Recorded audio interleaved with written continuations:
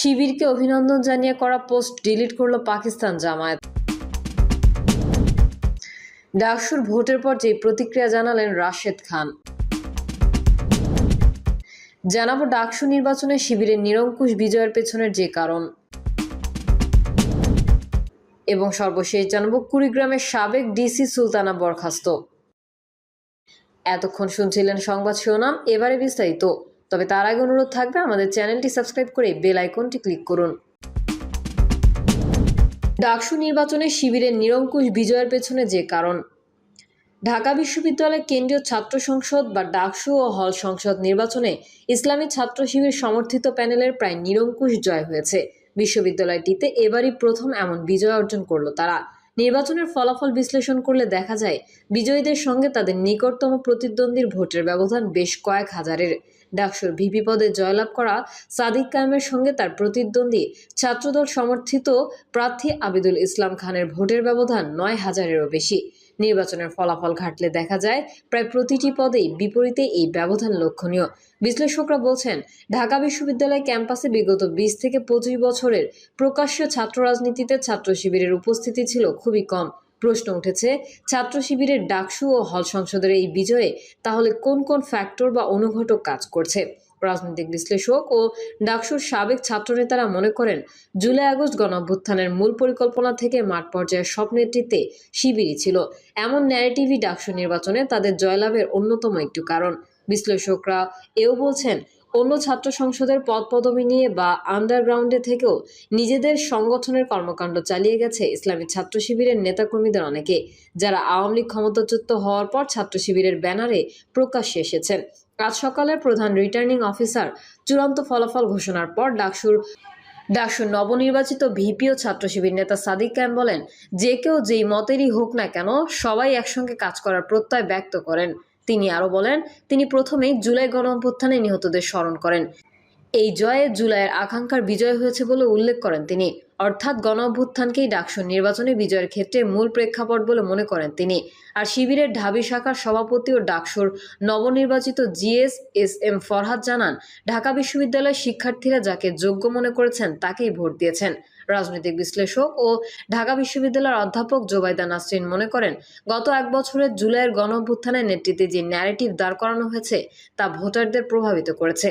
অধ্যাপক নাসরিন বলেন, গণঅভ্যুত্থানের মালিকানা নিয়ে যেই বাহাস ছিল, সেখানে শিবির বলেছে, গণঅভ্যুত্থানের মূল পরিকল্পনা থেকে আন্দোলনের নেতৃত্বে সবকিছুতে যেমন প্রোফাইল লাল করা, এক দফা দাবি, স্লোগান সবকিছুর মূলে ছিল তারা। এটা গুরুত্বপূর্ণ যে তারা তখন পরিচয় সামনে আনেননি। অন্যদিকে ডাকসুর সাবেক ছাত্রনেতা মুস্তাক হোসেন মনে করেন, স্বাধীনতার পর থেকে যেই ধারার রাজনীতি প্রচলিত, তার থেকে বর্তমান প্রজন্ম আগ্রহ হারিয়ে ফেলেছে।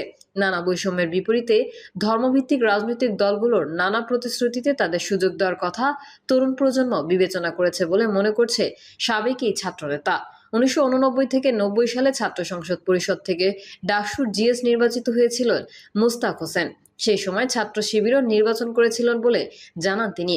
এবার ঢাকা বিশ্ববিদ্যালয়ের শিক্ষার্থীরা সম্ভবত তাদের একটা চান্স দিতে চাচ্ছে বলে মনে করেন তিনি। তিনি বলেন, জুলাই গণঅভ্যুত্থানের রেডিক্যাল ইসলামিস্ট শক্তি যেই ভূমিকা নিয়েছে, সেটা না হলে শেখ হাসিনা শক্তিশালী শাসনের হাত থেকে মুক্ত হওয়া যেত না। এটি সিম্প্যাথি হিসেবে হয়তো কাজ করেছে বলে আমার মনে হয়। তবে শিবিরও যদি ধর্মীয় ফ্যাসিবাদী পথে যায়, তবে তাদের বিরুদ্ধেও প্রতিবাদ সংগঠিত হতে বেশি সময় লাগবে না বলে মন্তব্য করেন ডাকসুর সাবেক জিএস।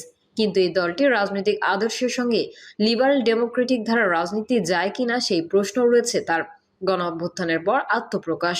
বিশ্লেষকরা জানান, ঢাবিতে 90 দশকের শুরুতে পরিবেশ পরিষদ গঠিত হয়েছিল। ওই দশকেই পরিবেশ পরিষদের বৈঠকে শিবির ও ছাত্র সমাজ নিষিদ্ধ হয়। ডাকসুর সাবেক ছাত্রনেতা হোসেন জানান, পরবর্তীতে সীমিত আকারে ছাত্র রাজনীতি চালিয়ে যায় ছাত্র শিবির। কিন্তু মুক্তিযুদ্ধে মানবতা বিরোধী অপরাধের বিচারের দাবি যখন জোরালো হয়, তখন থেকেই তারা গোপনে রাজনীতি চালাতে শুরু করে। মুস্তাক হোসেন বলেন, যুদ্ধাপরাধীর বিচারের দাবিতে আন্দোলন শুরু হওয়ার পরে শিবিরের সঙ্গে সাধারণ ছাত্রদের কতগুলো সংঘর্ষ হয়েছে। তারা এই বিচারের বিরুদ্ধে অবস্থান নেওয়ার কারণে ছাত্রদের মুখোমুখি হয়। তখন থেকেই শিবিরের বিরুদ্ধে একটা অচ্ছুত নিষেধাজ্ঞা ছিল। পরে বিশ্ববিদ্যালয়ের নিজস্ব আইনেই তাদের নিষিদ্ধ করে দেওয়া হয়। ছাত্র শিবিরের কোনো নেতা ছাত্রলীগের পদপদবি নিয়ে নিজেদের সংগঠিত করার পুরো সুবিধা ভোগ করেছে বলে অভিযোগ করেন সাবেক এই ছাত্রনেতা। প্রসঙ্গত, জুলাই গণঅভ্যুত্থানের পর গত বছরের সেপ্টেম্বরে এস.এম. ফরহাদ শিবিরের ঢাবি শাখার সভাপতি হিসেবে নিজের পরিচয়ে আত্মপ্রকাশ করেন। এরপরে সোশ্যাল মিডিয়ায় তার পরিচয় নিয়ে নানা আলোচনা আছে। অভিযোগ ওঠে, ফরহাদ জসিমউদ্দিন হল শাখা ছাত্রলীগের পদধারী নেতা। হল ছাত্রলীগের সমাবেশে তার উপস্থিতির একটি ভিডিও ছড়িয়ে পড়েছিল, যদিও ছাত্র শিবির এই বক্তব্য মানতে রাজি নয়। শিবিরকে অভিনন্দন জানিয়ে করা পোস্ট ডিলিট করল পাকিস্তান জামায়াত। ঢাকা বিশ্ববিদ্যালয়ের কেন্দ্রীয় ছাত্র সংসদ ও হল সংসদ নির্বাচনে ইসলামী ছাত্র শিবির সমর্থিত ঐক্যবদ্ধ শিক্ষার্থী জোট প্যানেল বিজয়ী হওয়ায় শুভেচ্ছা জানিয়ে করা পোস্টটি ডিলিট করেছে জামায়াতে ইসলামী পাকিস্তান। বুধবার দলটির অফিসিয়াল ফেসবুক পেজে উর্দু ভাষায় করা শিবিরকে অভিনন্দন জানিয়ে একটি পোস্ট করা হয়। সেই পোস্টটি বর্তমানে তাদের পেজে আর পাওয়া যাচ্ছে না। পোস্টে বলা হয়, বাংলাদেশের নতুন ইতিহাস সৃষ্টি হয়েছে, আলহামদুলিল্লাহ। দেশের সর্ববৃহৎ ঢাকা বিশ্ববিদ্যালয়ের ছাত্র সংসদ নির্বাচনে ইসলামী ছাত্র শিবির বিজয়ী হয়েছে। পুরো প্যানেল বিপুল সংখ্যাগরিষ্ঠতা অর্জন করেছে। বাংলাদেশের ইতিহাসে এটা প্রথম। গুরুত্বপূর্ণ বিষয় হলো, অন্যান্য প্যানেলগুলোতে ভারতপন্থী শক্তির ঐক্যবদ্ধ সমর্থন ছিল। ঢাকা বিশ্ববিদ্যালয়ের ছাত্র সংসদ নির্বাচনে জয়লাভ করায় শিবিরকে অভিনন্দন। এতে আরও বলা হয়, ইনশাল্লাহ এই বিজয় ছাত্র ও যুব সমাজের অধিকার আদায়ের সংগ্রামের পাশাপাশি বাংলাদেশের জনগণকে ভারতের ষড়যন্ত্র থেকে মুক্তি দেবে এবং উন্নয়ন ও সমৃদ্ধির নতুন দিগন্ত উন্মোচন করবে। পোস্টে স্বচ্ছ ও শান্তিপূর্ণ পরিবেশে ছাত্র সংসদ নির্বাচন করার জন্য অন্তর্বর্তী সরকারকেও কৃতিত্ব দেওয়া হয়। ডাকসুর ভোটের পর যেই প্রতিক্রিয়া জানালেন রাশেদ খান। গতকাল অনুষ্ঠিত হয়ে গেল ঢাকা বিশ্ববিদ্যালয়ের কেন্দ্রীয় ছাত্র সংসদ ও হল সংসদ নির্বাচন। এই নির্বাচনে শীর্ষ 3 পদে বিজয়ী হয়েছে জামায়াতের ছাত্র সংসদ, বাংলাদেশ ইসলামী ছাত্র শিবির সমর্থিত প্যানেল, ঐক্যবদ্ধ শিক্ষার্থী জোট। ভিপি পদে মোহাম্মদ আবু সাদিক, জিএস পদে এস.এম. ফরহাদ, এজিএস পদে মহিউদ্দিন খান জয় পেয়েছেন। এছাড়াও 12টি সম্পাদকীয় পদের মধ্যে 9টিতে ছাত্র শিবির সমর্থিত প্যানেলের প্রার্থীরা জয়লাভ করেছেন। বাকি 3টি পদে স্বতন্ত্র প্রার্থীরা জয়ী হয়েছেন। ডাকসুর এমন ফলাফলের পর বুধবার যুগান্তরকে প্রতিক্রিয়া জানিয়েছেন গণ অধিকার পরিষদের সাধারণ সম্পাদক রাশেদ খান। তিনি বলেন, ডাকসু নির্বাচনে যারা বিজয়ী হয়েছে তাদেরকে সাধুবাদ ও শুভকামনা জানাই। তাদের প্রতি আমাদের আহ্বান থাকবে, গণতন্ত্রের চর্চা এবং মহান মুক্তিযুদ্ধের যে মূলনীতি সাম্য, মানবিক মর্যাদা, সামাজিক সুবিচারের ভিত্তিতে একটি বাংলাদেশ গঠন করা, সেদিকে সবার দৃষ্টি রাখা। কোনোভাবেই যেন ঢাবিতে গণরুম, গেস্টরুম কালচার ফিরে না আসে। বিশ্ববিদ্যালয়ের শিক্ষকদের রাজনীতির বিষয়ে বিশেষ খেয়াল রাখতে ডাকসুতে নির্বাচিতদের প্রতি তিনি আহ্বান জানান। রাশেদ বলেন, ঢাকা বিশ্ববিদ্যালয়ের শিক্ষকদের রাজনীতি আওয়ামী লীগ আমলে ভয়ঙ্কর রূপ ধারণ করে। শিক্ষকরা সে সময় বিভিন্ন অপরাধের সঙ্গে যুক্ত হয়ে যান। বিভিন্ন ছাত্র সংগঠনকে তারা প্রশ্রয় দেন। শিক্ষকদের রাজনীতির মধ্যে পরিচ্ছন্নতা ফিরিয়ে আনা, ভিসি ও শিক্ষক নিয়োগে কিভাবে নিয়মনীতি প্রতিষ্ঠা করা যায় সেদিকেও খেয়াল রাখতে হবে।